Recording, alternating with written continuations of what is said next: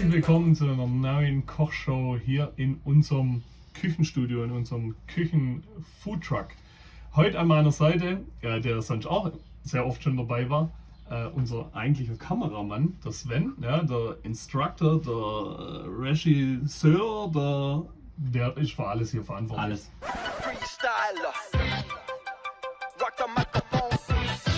Alles. Außer dumme Sprüche, aber das manchmal, aber ansonsten. So, und der Sven ist heute vor der Kamera. Und der Sven zaubert uns heute auch was richtig Geiles. Sven, sag, was gibt's? Es gibt Mac and Cheese Maultaschenversion. Ja, ich gehe weg und Sven, es ist dein Feld. Viel Spaß. Yes. The stage is yours.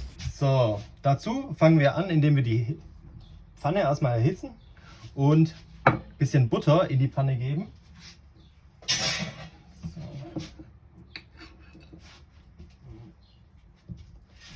So.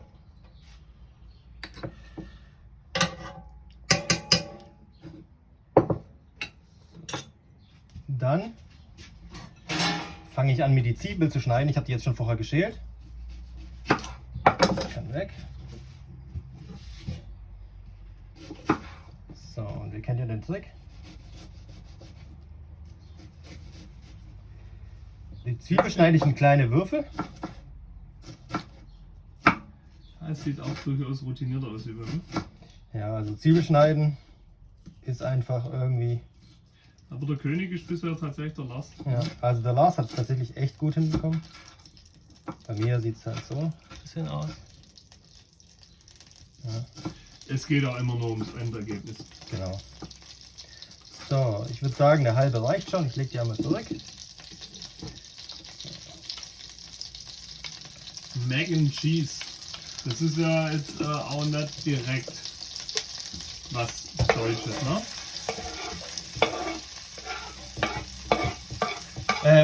Nee, das ist tatsächlich der Klassiker aus den USA, aus den Vereinigten Staaten von Amerika.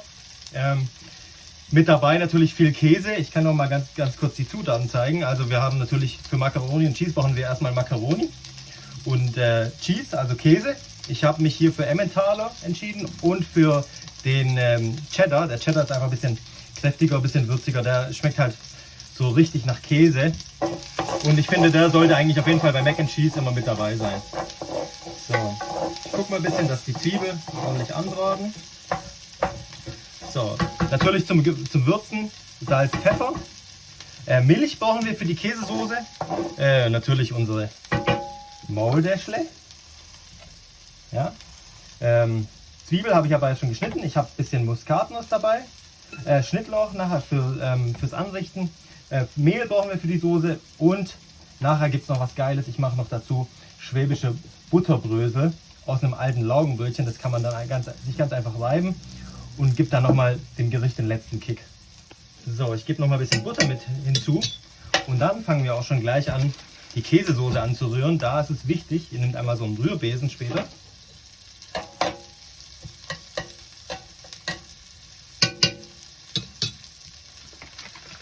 So, und wenn die Butter komplett zerlaufen ist,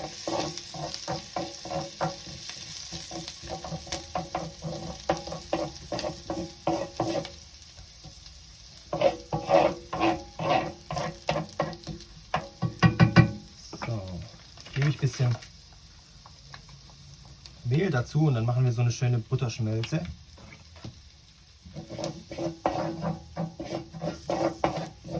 So, gucken wir das. Und wenn das die gewünschte Konsistenz hat, so, geben wir nach und nach in die etwas kalte Pfanne die Milch Stück für Stück hinzu. Also nicht zu viel, sondern ein bisschen, sonst klumpt der Mehl.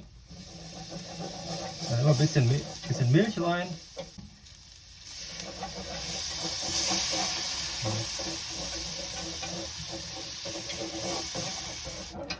Und schön schauen, dass sich das Mehl auch ordentlich in der Milch auflöst, damit wir nachher eine schöne cremige Konsistenz haben von der Käsesoße. Jetzt gebe ich ein bisschen Hitze wieder hinzu, ja, nachdem das so ein bisschen kälter geworden ist.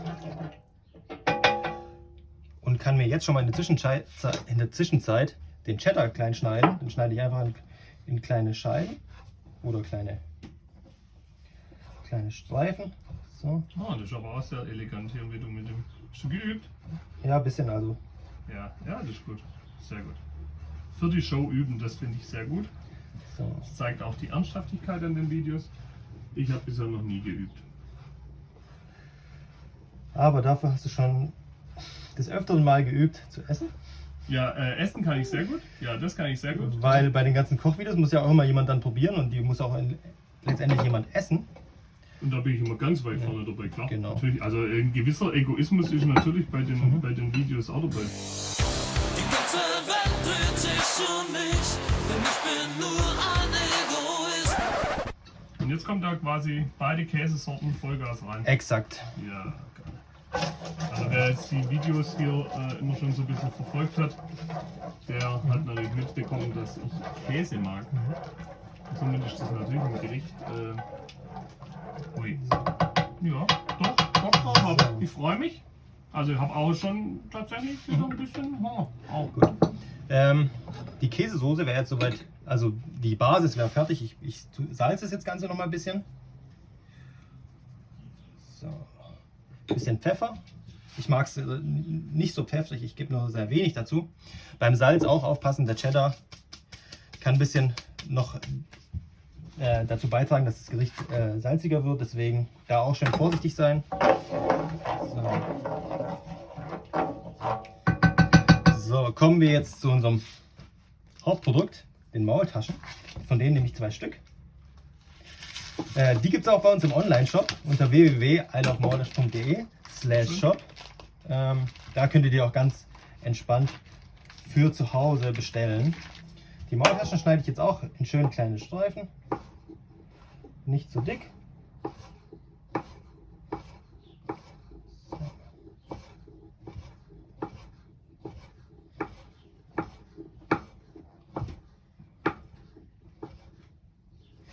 Die Käsesoße ist vor allem, die finde ich halt so geil, weil man dann aus der noch viele weitere Sachen zaubern kann. Man kann Chili Cheese machen, indem man dann noch ein bisschen Chili-Pulver mit reingibt oder frische Chili. Man kann, wenn es dem ein bisschen rauchiger mag, da kann ein bisschen Barbecue-Soße reingeben oder mit bisschen Speck, ein bisschen angebratenem Bacon, das Ganze nochmal ein bisschen den letzten Kick geben, also es ist schon echt geil.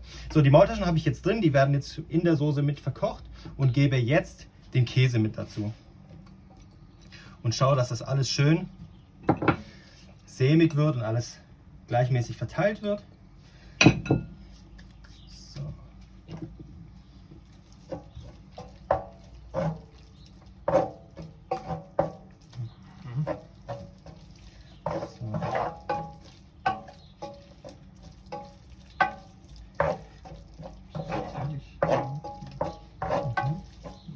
Sehr lecker aus.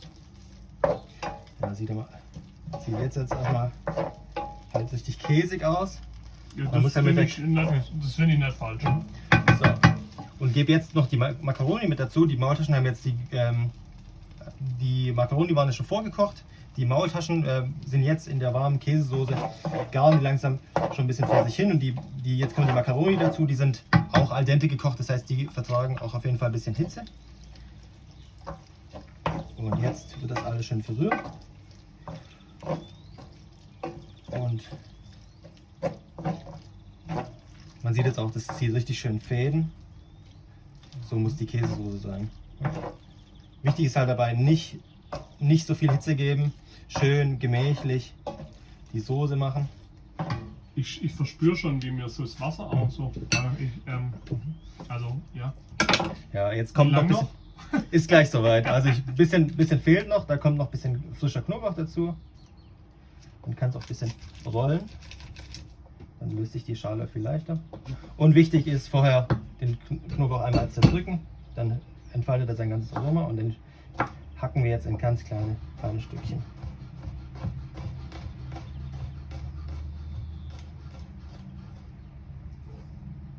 So, dann kommt einmal der mit rein. Und ein bisschen Muskatnuss. Da nehme ich immer frischen Zutatennuss, die gibt es auch so zu kaufen. Und dann reibe ich ein bisschen mit der Reibe. Ein bisschen drüber, nicht zu viel.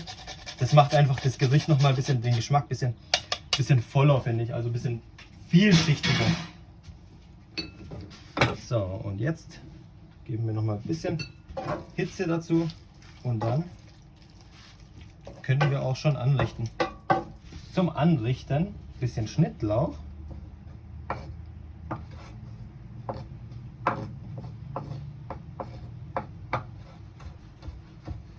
So, auch ein kleines Stückchen. Nicht viel, aber gibt dem Ganzen noch mal ein bisschen Farbe. So.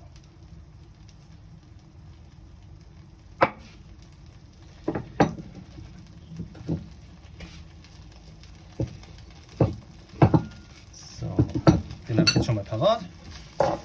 Kommen wir nur zu den Butterbröseln. Einmal in einem kleinen Topf die bisschen Butter zerlassen.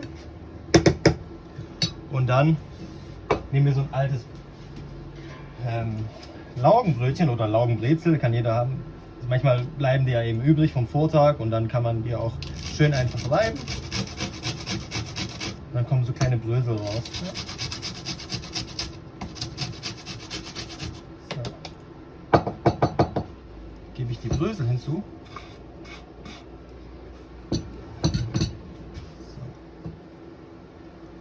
Und dann ein bisschen Salz, ein bisschen Pfeffer. Man kann gerne noch ein bisschen mit ein bisschen Butter nachjustieren.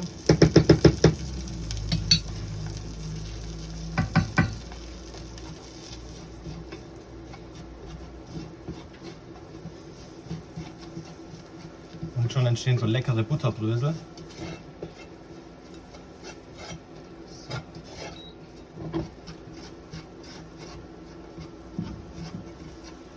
Gut. Basti, darf ich anrichten? Ja, gerne. Ja, sehr gerne.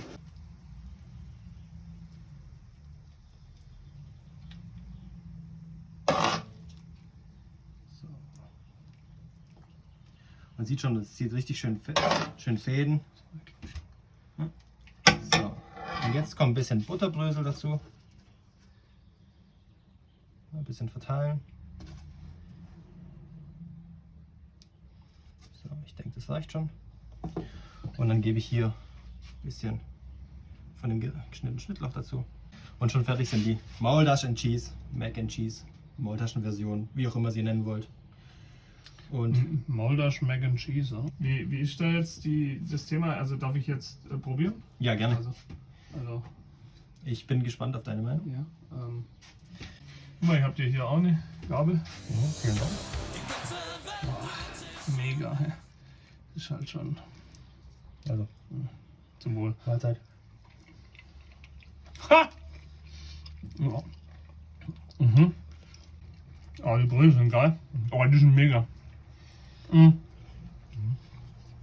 Man muss aufpassen, je nachdem, was man für einen Käse benutzt, dass es auf gar keinen Fall zu salzig, weil der Käse ist schon echt kräftig. Ja. Der ist mega. Wow. Also, ich muss, glaube ich, jetzt eine Abmoderation machen. Ne?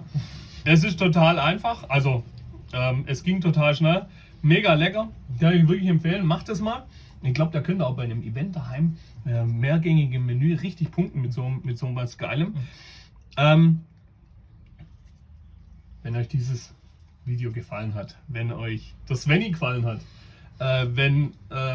ja, teilt's raus, gebt uns ein Like, abonniert uns und holt unsere Maultaschen unter www.isleofmaultaschen.de. Und Hashtag Like for Lars. Ja, Hashtag Like for Lars ist Ja. natürlich auch immer noch wichtig. Viel Spaß beim Nachkochen. Super lecker, so, Maultaschen ist so super lecker. Das ist mein Leibgericht,